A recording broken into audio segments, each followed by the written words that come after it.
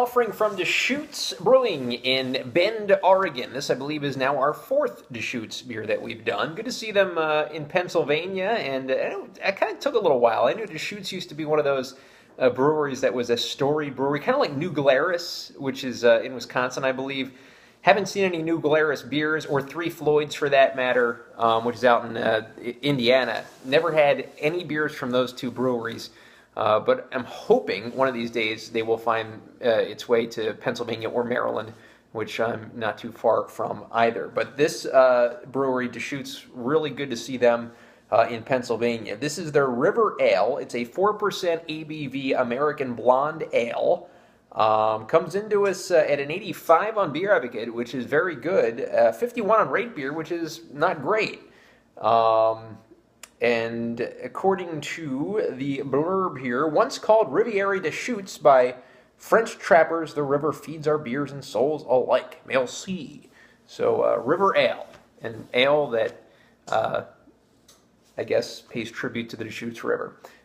Uses pale Munich, Carapils, and Crystal malts, and Cascade, Crystal, and Nugget hops. Let's see if there's anything else here that I can find on the bottle. Here's one that's clean and refreshing enough for the long haul, but fully graced with hop aroma, malt heft, and clear craft passion. Sit back, relax, and let the subtle pleasures reveal. Now, this may leave a fine layer of yeast in the bottom of the bottle. That's on every one of their beers, as a matter of fact. Bottle conditioned to keep your beer fresh and enhance the flavors our brewers intended. 4% ABV. Best by May 26th, 2015. So we're a few months before that. So, getting a fresh beer here. We're going to pour it into an English pint glass. As I mentioned, it's an American Blonde Ale. And as we pour her in here, we see a bit of a darker color than a blonde. I will say that. It's like a, I don't know, kind of an IPA kind of looking beer. Very ambery looking with a nice fluffy head, about a finger or so, I would say. A decent looking beer though, so let's get the aroma now of Deschutes River Ale.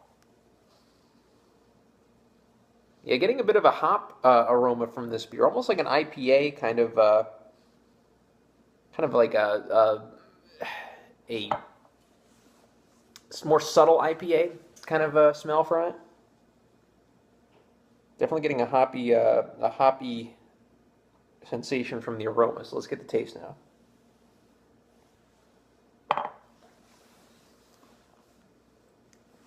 Wow, this tastes like an IPA. This tastes like a session IPA at 4%. That's what it is. Well, you know what? It started out like that, and then it's ending.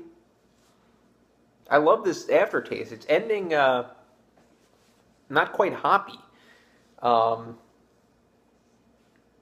It really hits you in the front and then kind of settles and gets more subtle in the back.